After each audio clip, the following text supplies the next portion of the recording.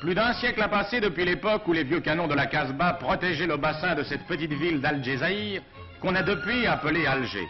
Entre l'image de la Casbah et de son petit port de pirates, et la vision de la capitale d'aujourd'hui tiennent 100 ans d'histoire.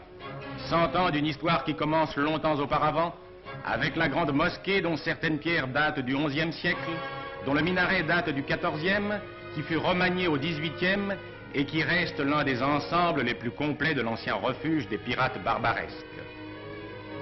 D'anciens documents nous la montrent en 1850, identique à ce qu'elle est aujourd'hui. Seul le décor dans lequel elle se dresse a changé. Maintenant, avec en vis-à-vis le nouveau palais de ligne classique connu sous le nom de palais consulaire, la résidence de la Chambre de commerce, la grande mosquée garde au pied de la Casbah le sens et le visage de l'Alger des anciens âges. Elle a vu depuis le Xe siècle se succéder les éphémères dynasties locales. Elle a vu les barques des pirates. Elle a connu ces jours de sang et d'or dont son histoire est marquée à chaque page, jusqu'au jour de 1830 qui devait fixer son avenir. Derrière elle, la Casbah déroule ses lacis de ruelles pittoresques où se dressent avec la mosquée de Sidi Abderrahman les minarets de 100 autres mosquées. Petite mosquée perdue dans le dédale des rues, surgie entre deux maisons, petite mosquée marquée de l'empreinte du XVIIe siècle qui les a vues naître, close toujours sur leur silence et comme parfumée de la piété des générations qui y passèrent. Petite mosquée qui garde dans leur chaux blanche et leur faïence bigarrée le charme obscur d'un passé magnifique.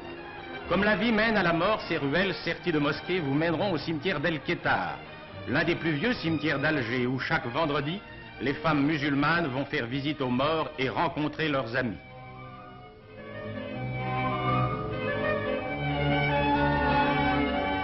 Vestige de temps moins ancien, la mosquée Sidi Hamed dresse son dôme harmonieux du XVIIIe siècle devant les lignes nettes des bâtiments nouveaux qui abritent les sœurs dominicaines.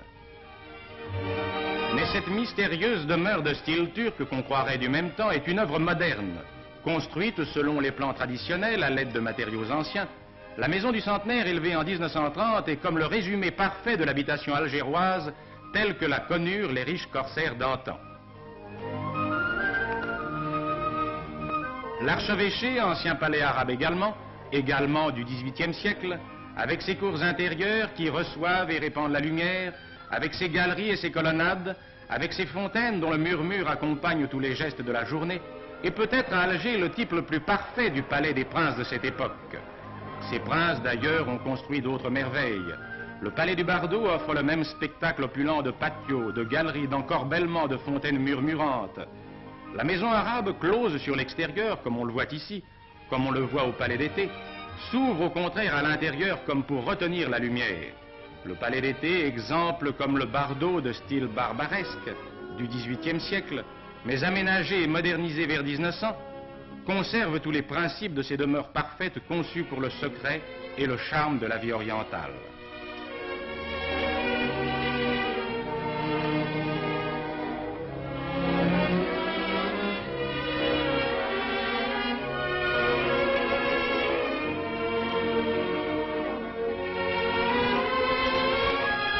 Ces exemples n'ont pas été perdus.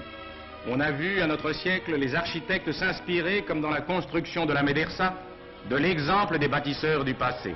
Et les coupoles de la médersa portent à notre temps la marque de cette inspiration.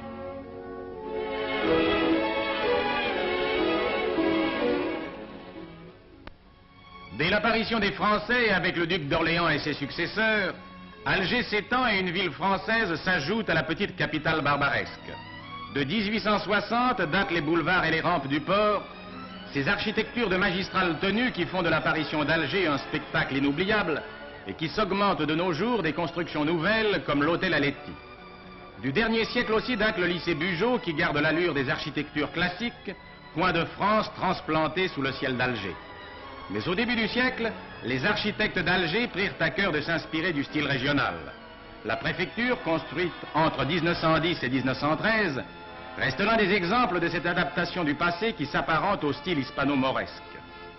D'autres exemples se rencontrent dans Alger, au hasard des rues, dans cette portion que le premier quart du siècle vit s'élargir jusqu'à devenir une ville nouvelle soudée au vieil Alger.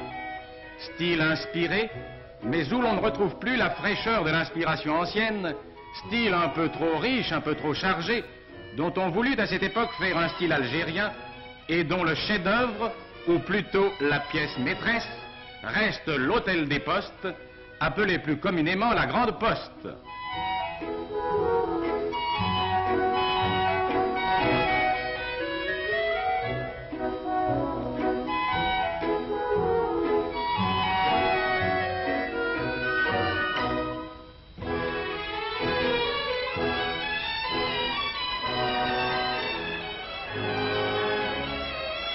Cet immense édifice, trop grand pour un style voué justement à des conceptions de finesse et de rêve, réalise par l'ampleur de ses proportions comme par la richesse de son ornementation le type même de ce style inspiré.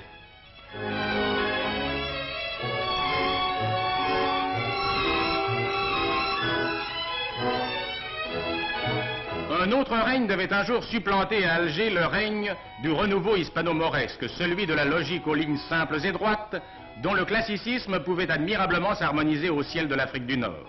Le gouvernement général qui s'ouvre largement sur le ciel et sur la mer et dresse au-dessus d'Alger ses multiples étages, ajuste ses lignes sur celles des immeubles construits récemment et qui font de certaines parties de la ville un harmonieux ensemble ultramoderne.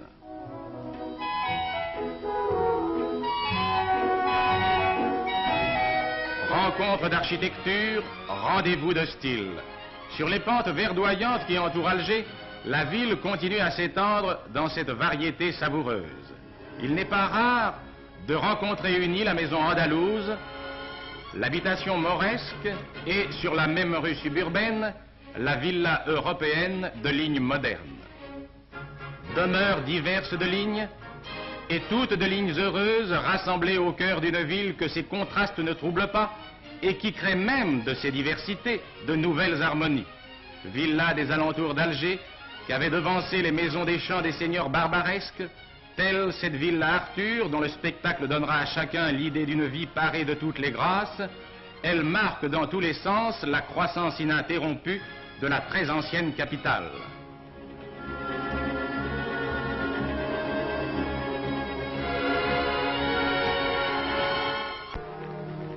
Contraste d'Alger, contraste des siècles et des hommes, des coutumes et des styles, contraste qui crée un ensemble harmonieux et humain. Le passé d'Alger rejoint son avenir. L'art arabe y retrouve l'art français. La foi musulmane y longe la chrétienté.